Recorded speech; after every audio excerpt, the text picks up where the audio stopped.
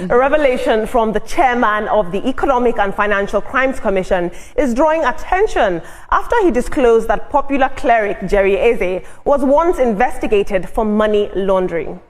Speaking in Abuja, the EFCC chairman Ola Olukoyede said that the commission carried out a 6-month probe that was triggered by intelligence reports and petitions over large inflows of foreign currency into Pastor Jerry Eze's accounts from countries including the United States, Colombia, Sri Lanka, and even Togo.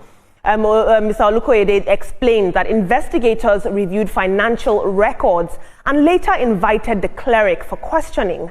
But after examining the findings and listening to his explanations, the commission says it found no evidence of financial wrongdoing. And this disclosure has since generated a lot of reactions, especially given the profile of Jerry Eze and the nature of the allegations. The EFCC does maintain that while it will continue to monitor suspicious transactions, it also has a responsibility to acknowledge when investigations do not establish any wrongdoing. Interesting. Let's have a look at social media.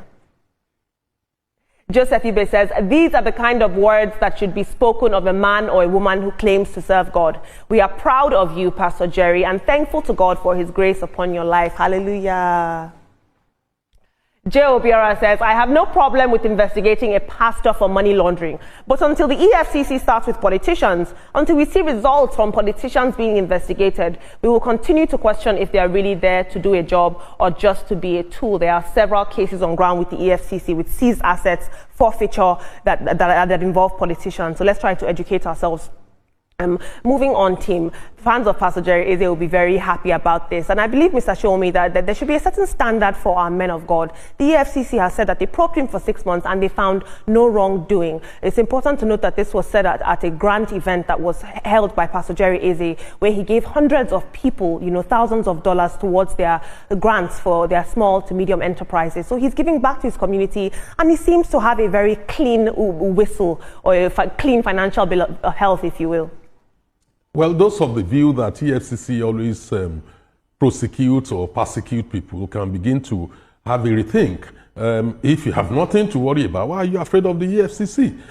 Why need to label that organization? They have a responsibility, a statutory one for that matter, to ensure that illicit funds do not flow into the country. And where they embark on investigation and you can explain yourself, of course nothing will happen to you. But at the end of the day, again, one should also, accept the fact that because somebody is a pastor does not mean that they cannot be probed. When you look at the sources of the funds, Colombia, and United States, you begin to ask yourself, do we have a church in Colombia, or have we established another church in Colombia? So they have a right to be suspicious. And I hope this will be the end of the case at our own end, but abroad, I don't know whether that will be the end of the case. So for me, the people that are jubilating that, they didn't find anything, were they expecting to find something before? This is a man of God. This is a man that a lot of people look up to. I listen to, Jerry Eze sometimes in the morning. And, I think that he's done a fantastic job with his church as well. It's not a problem for EFCC to check him. EFCC can check anybody. Nobody is above the law. And, the kind of job they do, the kind of offerings and everything. So it's quite understandable. But I just hope that the same, energy that we're talking about this, I love that we're bringing it, because if they found something, it will have been everywhere. So they've not found anything. I really hope that we push this story like that as well. Very quickly, Brian. Well, I say congratulations to Pastor Jerry, because it will have gone the other way around. It will have been awry if they said they are able to find something. And I will say kudos to him that he didn't go out shouting that EFCC was investigating him. It's just normal that you are investigated. And if you're as clean as a whistle, you have no cause for alarm. Indeed, team, what God cannot do does not exist, but the eagle is always watching.